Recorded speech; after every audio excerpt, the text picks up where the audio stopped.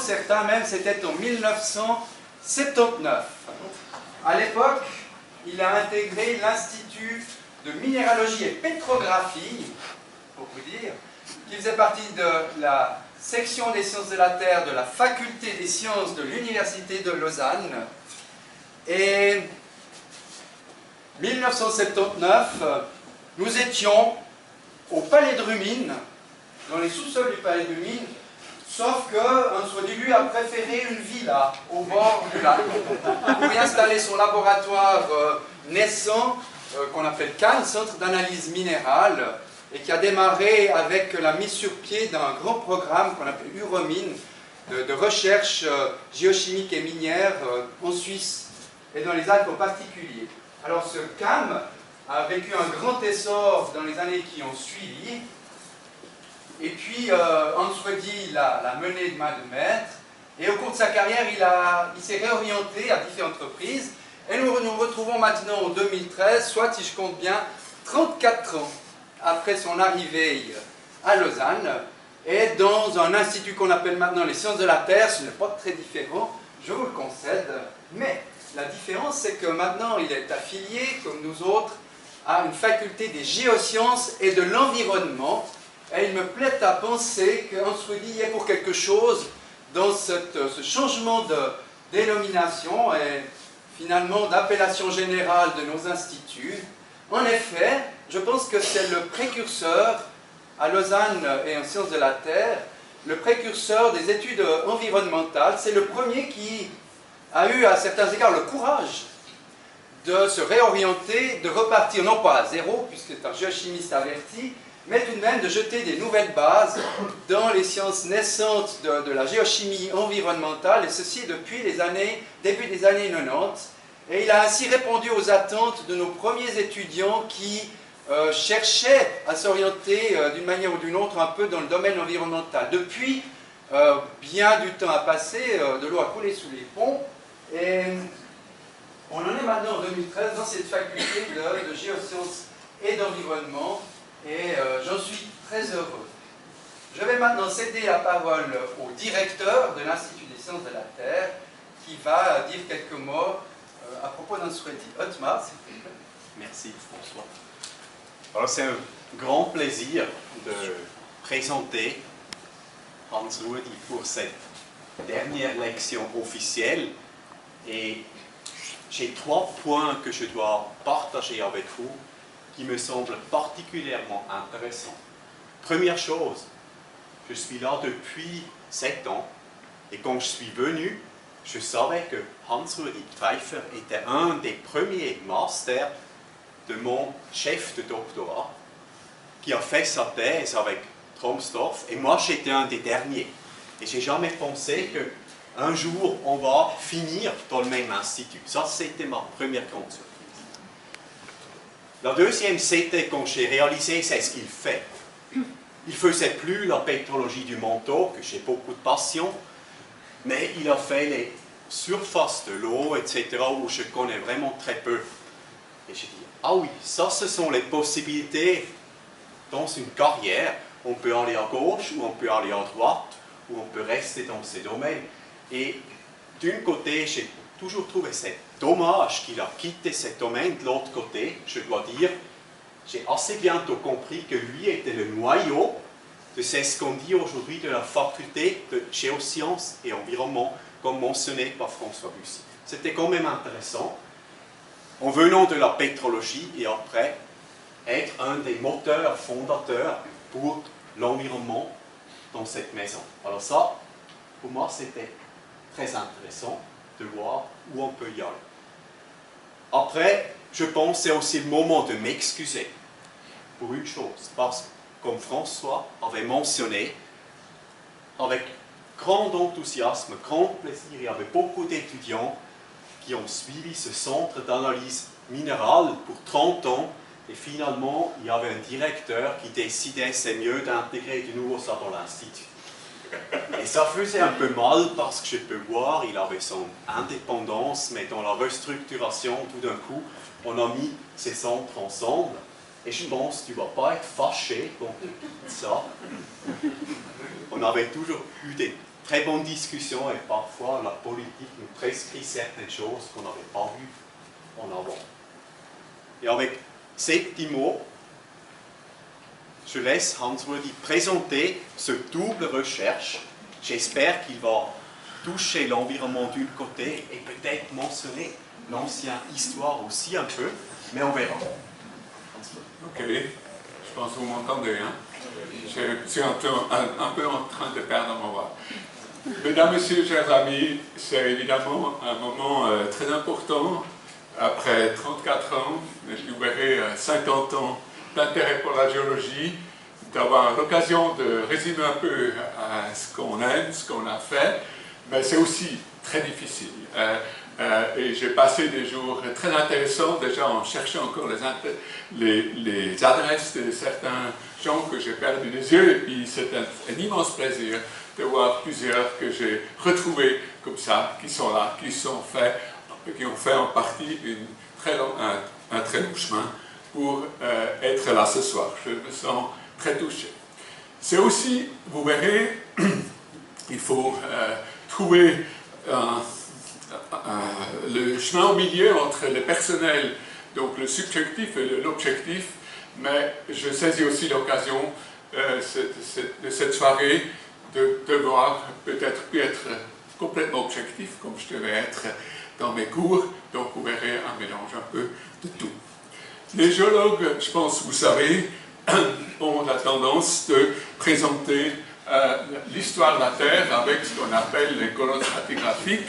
Et puis voilà, la colonne stratigraphique pour commencer à moi. Et puis vous voyez, on est là en 2013, donc les géologues ont la tendance de mettre ce qui est ancien en bas, parce que ça se trouve quelque part à la profondeur la plus grande. Et puis bien sûr, cette partie-là, c'est probablement aussi dans la profondeur de mon cerveau. Donc ça a commencé très tôt, c'est pour cela qu'en titre, je mentionne 50 ans, je pense que c'était à 10-11 ans, j'ai ramassé mon premier cristal en marchant en montagne avec mes parents, et puis plus tard, déjà au gymnase, j'ai été très passionné par ce que j'ai choisi comme profession plus tard. Ensuite, donc j'ai fait mes études à l'école polytechnique.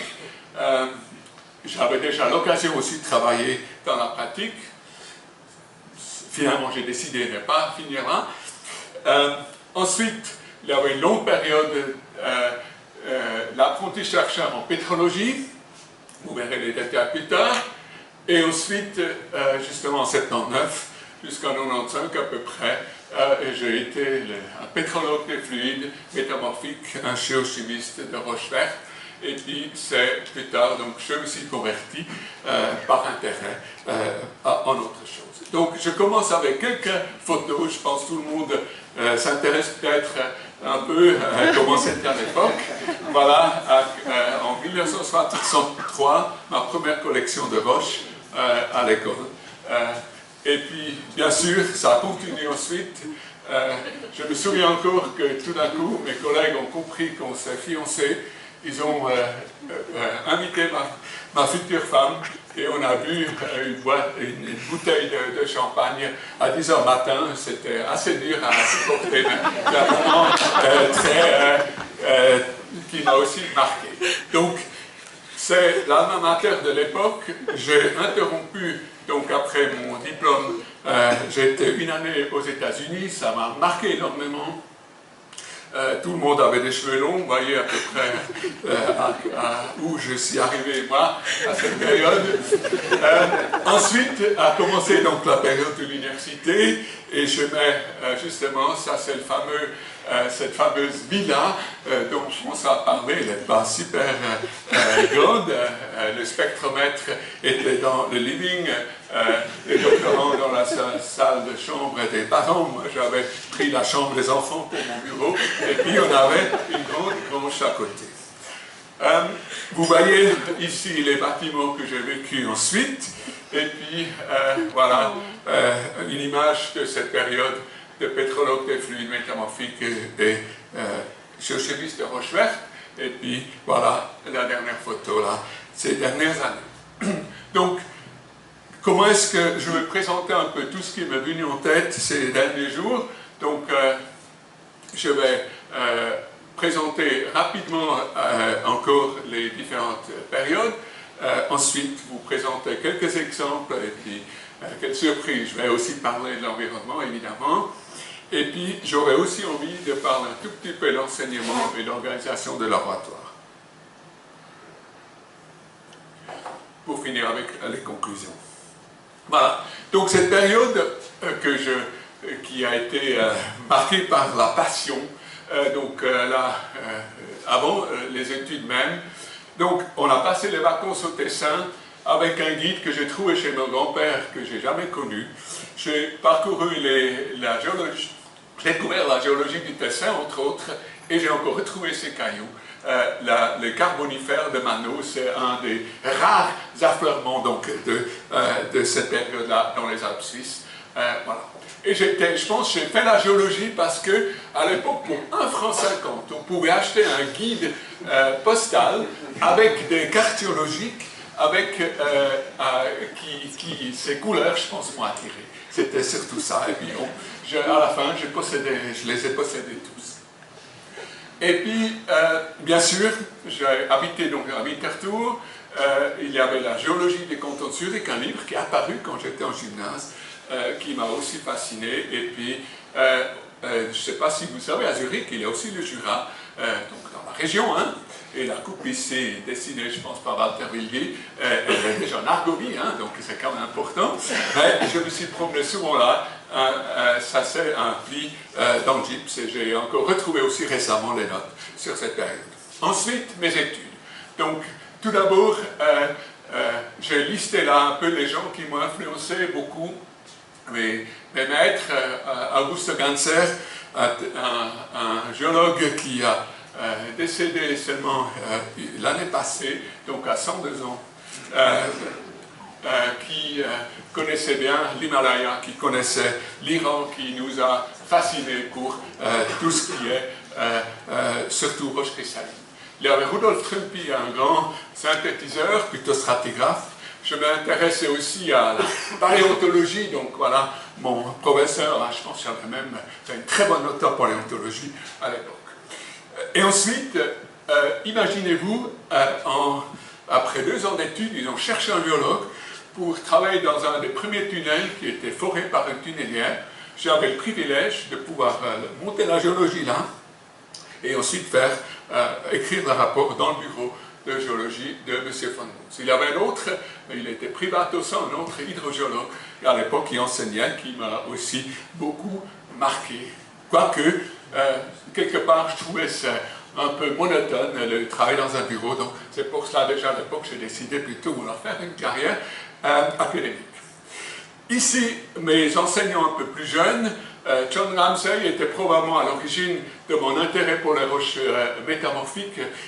Il était plus tard devenu professeur à l'école polytechnique à Zurich, mais on l'a rencontré en Écosse, où il nous a montré donc ces fameux superimposed faults, donc ces plis doubles. Volker Dietrich, je pense, c'est grâce à lui, j'ai mon poste ici à Lausanne, je pense qu'il m'a loué fort, donc je pense, j'ai un très bon souvenir aussi à lui.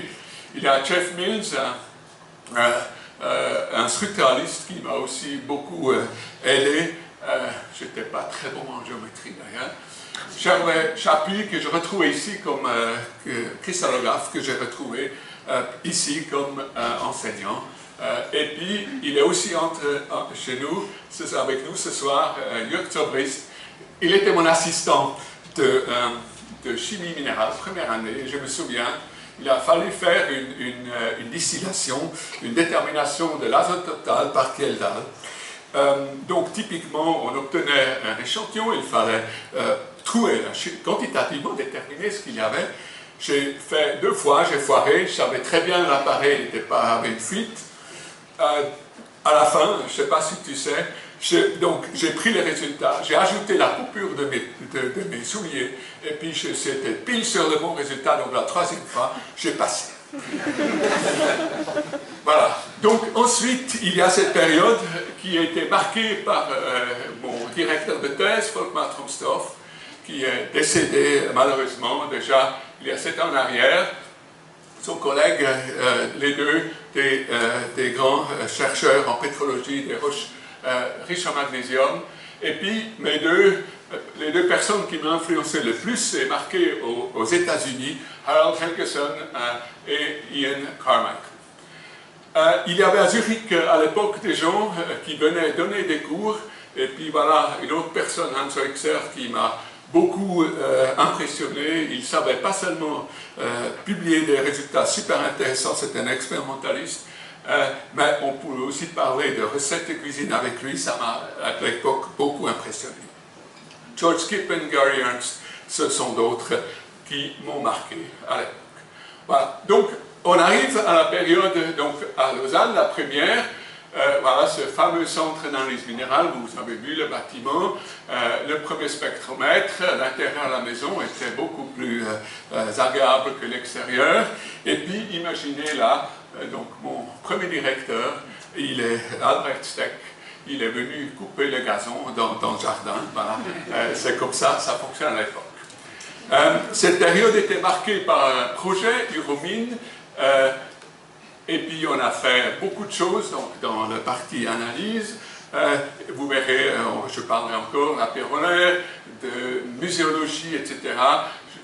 Il y avait le premier cours, et puis justement le premier doctorant, et je suis content qu'ils sont aussi parmi nous. Il y a Alberto Colombi qui a travaillé sur les roches vertes entre Viège et Locarno, donc étant tessinois, ça l'intéressait beaucoup. Vincent Cernels, qui travaille sur l'archéométallurgie, sur les scories de fer. Et puis, je garde aussi des très bons souvenirs de visites d'affleurement de roches vertes, donc avec François Bussy et puis Jürgen von Haus. Et puis, justement, un peu par hasard, j'ai rencontré des gens du Valais, et puis on a eu une longue collaboration, même le rectorat nous avait soutenu à l'époque pour payer des étudiants là. Ensuite, la période environnement, c'est surtout sur l'arsenic et sur les eaux naturelles que j'ai travaillé d'abord. Et grâce à Anne Gay qui est sur cette image-là, j'ai été dragué au Sénégal où on a fait beaucoup de choses. Je commence à m'intéresser à la pédologie, à l'agriculture. Et puis le dernier projet, vous savez, c'était plutôt micropolluants dans l'agriculture. Donc, vous voyez un large spectre. Voilà. Donc, quelques exemples de recherche. Et puis, j'essaie là de rester, de devenir pas trop compliqué, vous verrez. Donc, ces phases fluides. Ça, c'est un sujet qui intéresse toujours Lucas. Je suis content que tu continues à faire la recherche dans ce domaine.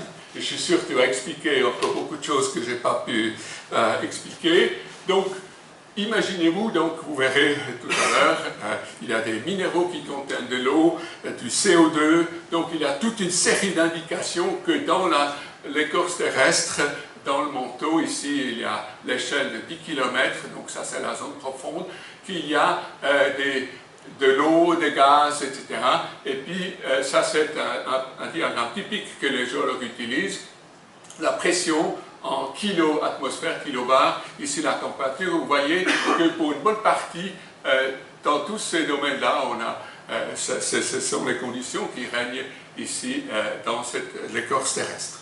Donc on a tout d'abord, ça c'est les densités, donc quelque chose qui ressemble à l'eau, mais à partir d'un certain point qui se trouve à 370 degrés, il y a le domaine supercritique qu'on appelle, où la densité, on ne peut plus convertir un gaz qui serait stable ici, à haute température, basse pression, en un liquide, il n'y a plus de limite. Donc, quelque chose qui ressemble plus à une eau, encore, avec des densités qui diminuent, donc qui ressemble plus à la vapeur vers les hautes températures. Il y a tout un système, et puis là aussi, certains collègues, Otmar Muntener, je pense, tu as aussi travaillé sur le recyclage de l'eau de l'océan. Il y a des collègues qui s'intéressent au magmatisme qui expliquent pourquoi on trouve les volcans toujours sur ces zones-là. Moi, je me suis intéressé plus un peu à ce domaine-là et ensuite à ce domaine-là, les fluides. Et donc, pour un géologue, imaginez-vous, c'était aussi particulier nous géologues, nous sommes censés de travailler sur les roches. Et puis moi, je m'intéressais aussi aux roches, mais je m'intéressais aussi beaucoup à cette phase fluide, et c'était un travail plutôt un peu de criminalistique, à partir des minéraux, de reconstruire les conditions qui régnaient, donc il y a quelques millions d'années en arrière, dans l'écorce terrestre. Ça, c'était, et puis donc on avait plusieurs indications justement des minéraux qui contiennent de l'eau, des minéraux qui contiennent du CO2, des inclusions fluides plus en profondeur qui indiquent qu'il y a donc ces fluides. Mais les retrouver, les reconstruire, c'était un grand plaisir. Je connaissais assez bien la théorie, et donc je cherchais un système relativement simple. En même temps, les roches me fascinaient. Ce sont des roches qu'on appelle des serpentinites, ou bien des roches à olivine, ou des péridotites. Et puis, vous voyez, tous ces centaines, plus de 120, 150 petits lentilles de pérolaire, de roches riches en magnésium, qui sont présents dans les Alpes. Pour faire ma thèse, je les ai quasiment tous visités. Et cette collection, je vais la léguer au musée géologique ici. Et puis, vous voyez, j'avais une bonne base. Donc, j'ai vu les Alpes, j'ai vu beaucoup de choses. Ces roches promènent quelque part d'un océan, et puis ils sont, à fur et à mesure, incorporés dans la chaîne, dans l'édifice des montagnes. Et puis, finalement, ce qui m'intéressait pour ma thèse, et qui m'intéresse toujours, c'est comment justement ces roches qui sont à des hautes températures, des hautes pressions dans le manteau terrestre, où c'est plutôt sec, qu'est-ce qui se passe si on les met tout d'un coup à des pressions, des températures plus basses. Et puis, donc, pour faire ça, j'ai donc cherché des endroits où il y avait l'indication qu'il y avait ces fluides qui circulaient. Et puis, voilà.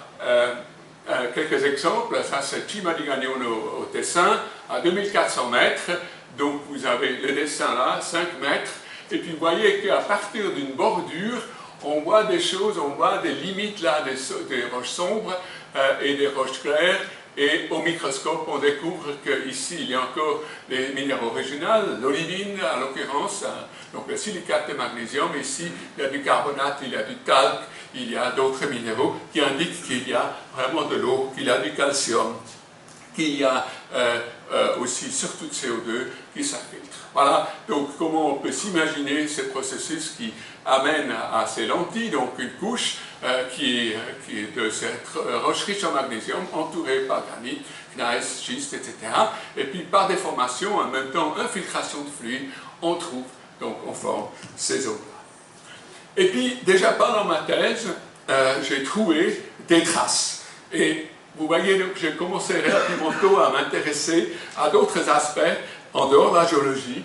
Et puis, heureusement, pour mon travail de diplôme, j'étais au Val Malenco, je voyais encore une personne qui travaille sur cette pierre. Ce sont des traces d'exploitation, pardon, si je retourne là. Donc, ces roches sont très très faciles à travailler. On appelle ça la pierre polaire. Donc on peut les scier avec une scie à bois. Et donc on a trouvé des traces rectangulaires, vous verrez tout à l'heure d'où ça vient, des traces cylindriques. Et puis c'était quand j'avais un peu du temps et envie de sortir de mon laboratoire, j'ai rencontré des gens, j'ai compris voilà, définitivement que les formes cylindriques dans ces mini-carrières, c'était pour sortir des pots, pour les traces carrées, c'était pour les fourneaux, et puis il y a aussi d'autres objets. J'ai rencontré des gens qui refaisaient ça, c'est une tradition qui date de l'époque romaine, et puis il y a même ma famille aussi qui m'a toujours accompagné à l'époque. Donc vous voyez, parfois c'était difficile à savoir si c'était mon hobby, c'était la science, c'était certainement pas les sciences de la Terre, c'était plutôt l'ethnographie, mais c'était quand même très facile. Voilà. J'arrête là cette partie sur la pétrologie, les sciences de la Terre, et j'essaie de vous parler encore un tout petit peu de pourquoi je m'intéressais relativement tôt à l'environnement. D'ailleurs, quand on faisait des études à l'école polytechnique à Zurich, c'était les sciences naturelles. On avait un diplôme en sciences naturelles, parenthèse, géologie. Donc, et je pense que ça m'a marqué quand même passablement. Voilà. Donc, ça c'est mon approche préférée, de parler de compartiment environnemental. Le dessin, c'est le département de génie rural de l'EPF de l'époque. Vous voyez, cette approche permet donc de parler de l'air, de parler des plantes et les animaux, donc la partie biologie. L'eau, c'est sous forme de pluie, mais c'est aussi dans les rivières, c'est aussi dans l'eau souterraine. Il y a les minéraux, le roche et le sol, bien sûr.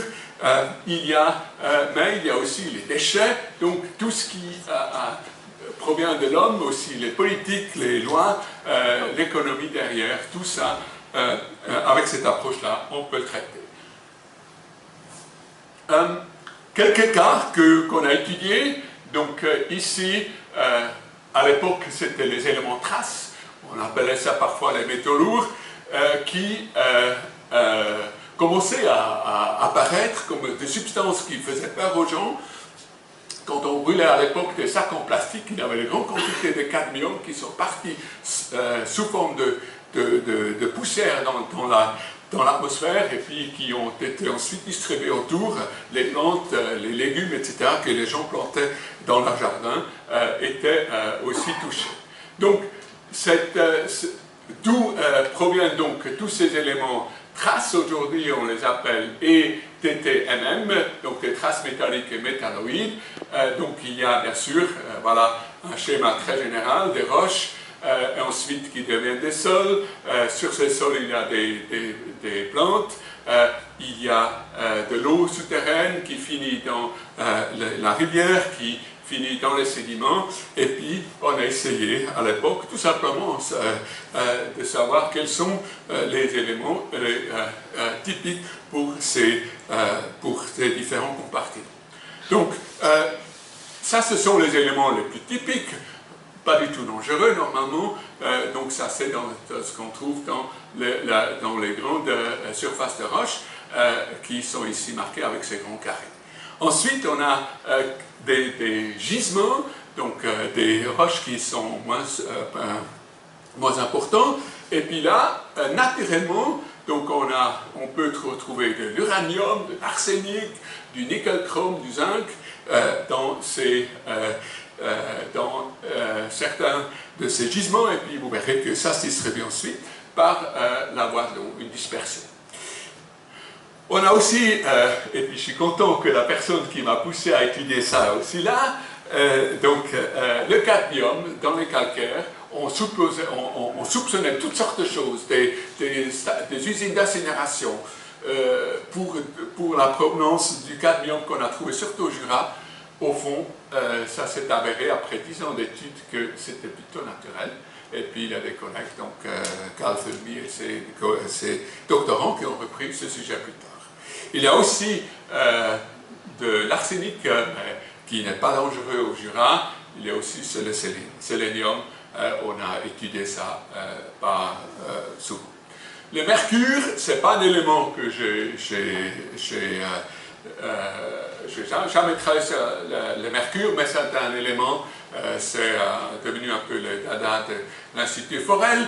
Ça a une liaison avec la matière humique, et puis ça évidemment a une importance énorme, et ça, c'est pour ça que je le mentionne. Un exemple de nos études, ça c'est le Val d'Airain avec le Rhône là. Et puis, vous devinez, c'est un dessin à Marc-Henri Déron, où on a toutes sortes de roches. Et puis, on a étudié donc les sources avec quelques étudiants, deux filles d'ailleurs, en 97, aidés et surtout projetés ici sur des diagrammes que Marc-Henri Déron avait développés à l'époque sur la base de données de l'école polytechnique et les siens. Donc, vous voyez, la calcium, magnésium, silice, pour chaque type de roche, ça ce sont les compositions des eaux. Donc les eaux provenant de granit se regroupent, les roches provenant de roches vertes se regroupent, les eaux qui proviennent de dolomie, de carbonate, ce groupe-là. Et puis nous avons